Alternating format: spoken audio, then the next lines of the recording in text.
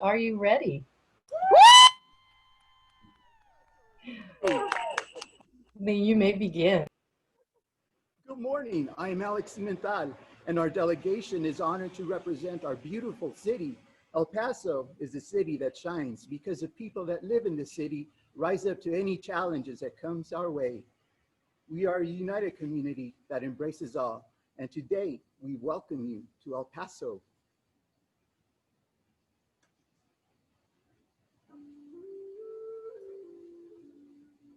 Nestled between southern New Mexico and its international sister city, Ciudad Juarez, Mexico, El Paso, Texas is a land enriched by tradition and culture.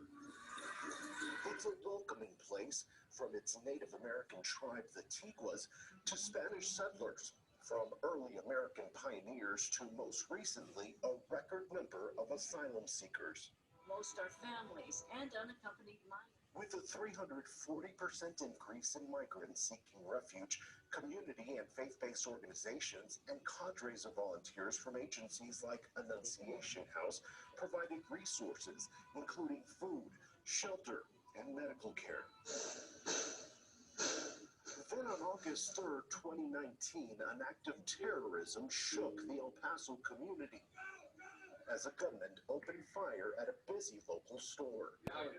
23 people were killed and a community was left to heal. El Paso, We're having a hard time hearing the video. Is there a way to turn up your volume? stay in the region. Sorry, say that again? Is there a way to turn up the volume on your video? We're just having some are having a little trouble hearing it. Listen, migrants seeking refuge, community and faith-based organizations and Can you hear it right cadres there? of volunteers from agencies like Annunciation House provided resources, including food, That's shelter, better, thank you. and medical care. Then on August 3rd, 2019, an act of terrorism shook the El Paso community as a gunman opened fire at a busy local store. 23 people were killed and a community was left to heal. El Paso has been able to build within its framework a support system to sustain the region's health and well-being. Interagency collaboration and a viable network of mental health providers is helping to meet our community's needs. El Pasoans love animals and understand the many benefits of the human and animal bond. The community is well on its way to saving more pets than ever. By working together, rescue partners, local businesses, and community members are reuniting pets with their owners, fostering, adopting, donating, and volunteering.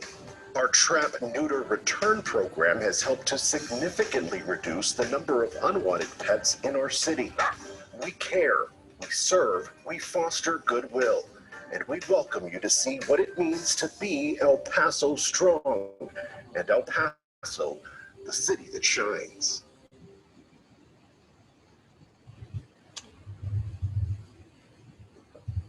Good morning. I'm Mayor DeMargo. We are pleased to provide this brief snapshot of the many remarkable things our community has accomplished to make El Paso a happier and safe place and build a promising future for generations to come. The August 3rd, 2019 shooting affected our community in countless ways, but the violence that was brought upon us that day does not define us. Our community responded with great compassion to the families most affected by this cowardly act.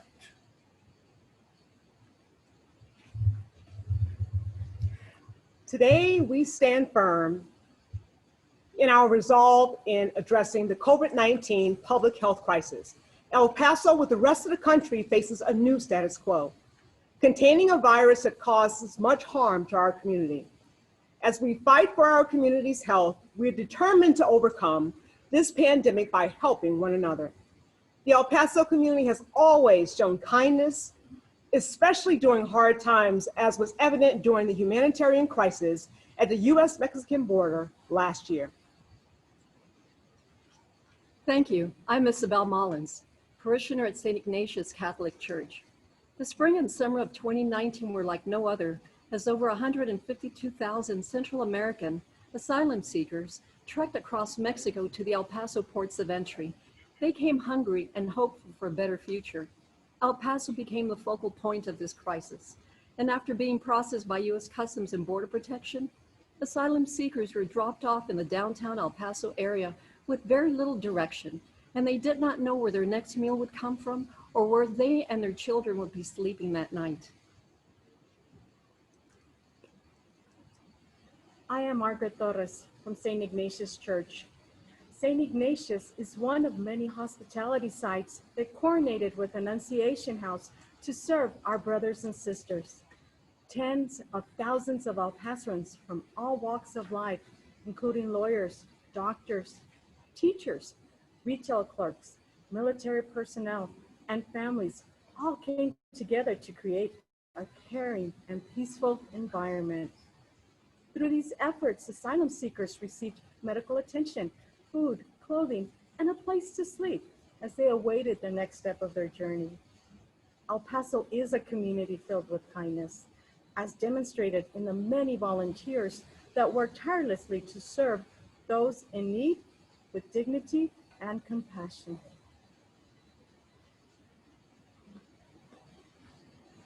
I'm Tracy Yellen, CEO of the Paso del Norte Health Foundation. Richard Salcido and I will discuss how El Paso addresses mental health care. The El Paso Behavioral Health Consortium brings together over 400 healthcare providers and community stakeholders to address the gaps in the mental and behavioral health care system. Using the collective impact model, partners collaborate through family leadership, justice leadership, and integration leadership councils to maximize and align resources to improve health outcomes. With support from the Health Foundation and the City of El Paso, the results have been significant. Trauma-informed care was provided to thousands in the wake of the August 3rd tragedy. The consortium has reduced the stigma related to mental illness, and with more than 4,000 providers trained in mental health first aid, we have increased access and utilization of mental health care services.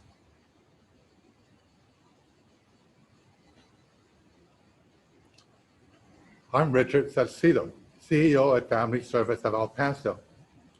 The viable relationships among the partner agencies, such as Family Service and NAMI of El Paso, bring forth high levels of accountability for serving youth who may experience the juvenile justice and access mental health services through integrated primary care settings.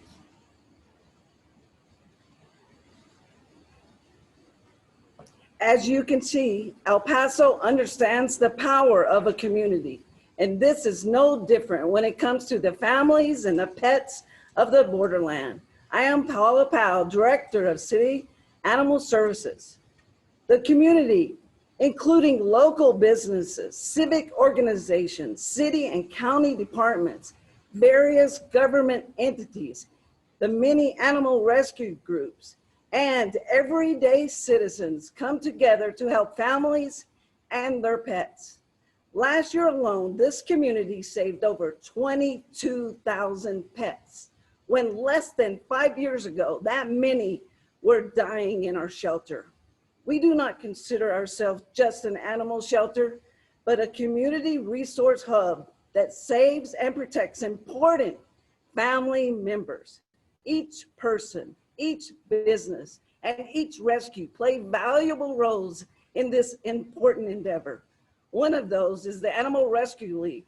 Today we have Loretta Hyde here to talk more about what her rescue does for the families of El Paso. Thank you, Paula. As a rescue, our mission is to serve stray, abandoned, orphaned, abused, and injured animals by providing medical care and shelter in times of need, locating lifelong homes, and promoting responsible pet guardianship through education, legislation, and sterilization. We believe in our mission, which is to provide a second chance at life for those companion animals that have no place else to turn. We are El Paso, and we are one reason El Paso shines. We are honored to have a young man that made a difference and inspired hope all over the world. Ruben Martinez, age 12, was spending his Saturday helping his mom at a sports fundraiser when the unspeakable happened. That day was August 3rd, 2019. The day a stranger came to El Paso to inflict harm. Frightened about what happened that morning, Ruben, with encouragement from his mom, wanted to do something special for the community, and a special thing he did indeed.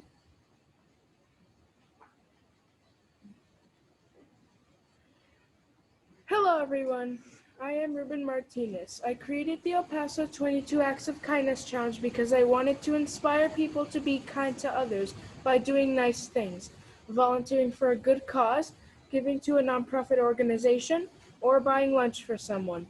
People from all over the world responded to my challenge by doing their own 22 acts of kindness. It is my hope that we continue this because I believe people should be kind, not just in El Paso, but all over the world.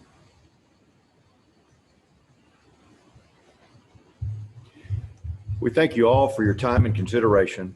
This concludes our presentation, and we are happy to answer any questions.